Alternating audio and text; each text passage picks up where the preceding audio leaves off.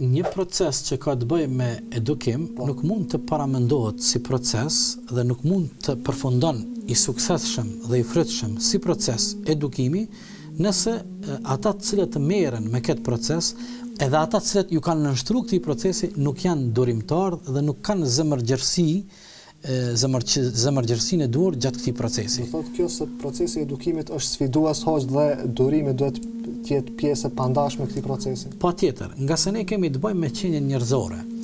Qenja e njeriut është një qenje e cila në vazhdimsi ndikohet, qoftë prej faktorëve të brendshëm, qoftë prej faktorëve të jashtëm.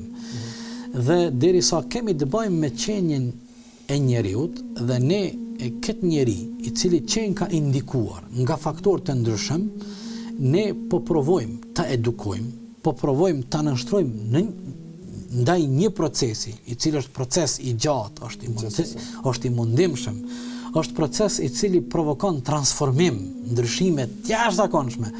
Atëherë durimi edhe zemërgjërsia si tipare dhe karakteristika janë të pashmangshme. Prandaj, jo rastësisht, i dërguari ynë sallallahu alaihi wasallam ishte imam në këtë aspekt.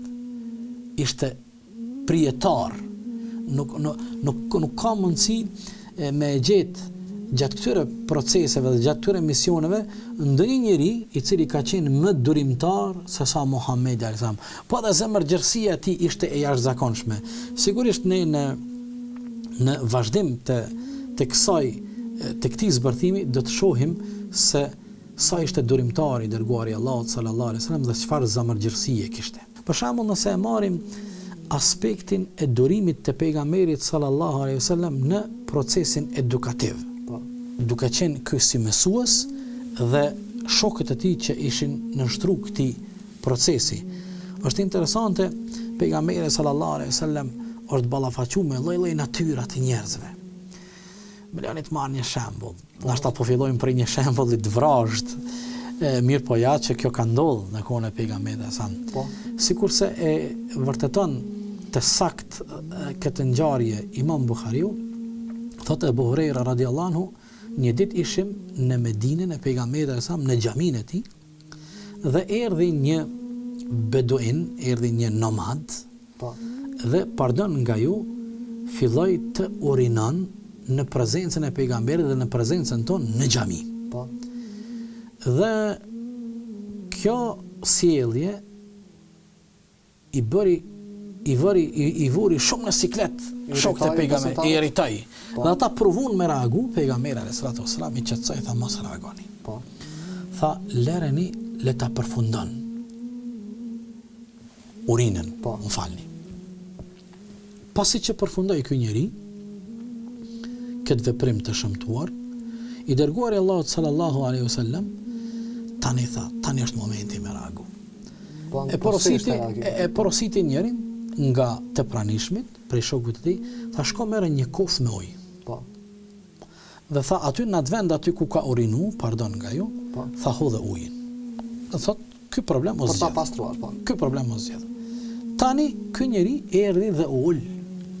Ju bashkangjit atij takimi, atij tubimi ku ishte prezent pejgamberi dhe shokët e tij.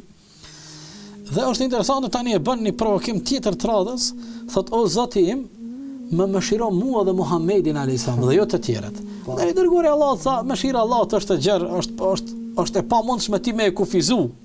Ti u lutë po provon me bëu diçka që është e pamundshme. Pse u lut kështu hoj fillimisht ai? Faktikisht reagimit të tjerëve sigurisht ai e pa ato lëvizjet, i pa reagimet e shokëve të tij dhe e pa reagimin e pejgamberit. Dhe tani e pa dhe tha, ja urdhra, tha merreni një kofoj, pastrojeni ata. Pastaj pejgamberi sa i tha o zotëri, tha xhamiat janë vende ku janë të dedikuara që të adhurohet Allahut, përmendet Allahut, lartësohet Allah. Nuk janë për kësi punë që ti i bone. Dhe si që të caj shokët e ti, ju tha shokëve të ti, fa innama bu'ithtum muyassarina wa lam tub'athu mu'assirin. Tha, ne jemi të dërguar që t'u aletojmë njerëzve, ti trajtojmë njerëzit me butësi nuk jemi dërgu që t'jemi të vrasht me të tjerë. Do thot pejgamberi alayhis, shiqani, do thon durimin e tij. Do thot këtu pejgamberi alayhis tash u tregu durimtar ka shi këtij veprimi, po njëkohësisht provoj me eduku dhe të pranishmit që t'jenë durimtarë, t'jenë zemërgjër. Të dyja palët i edukojnë me durim. Patjetër.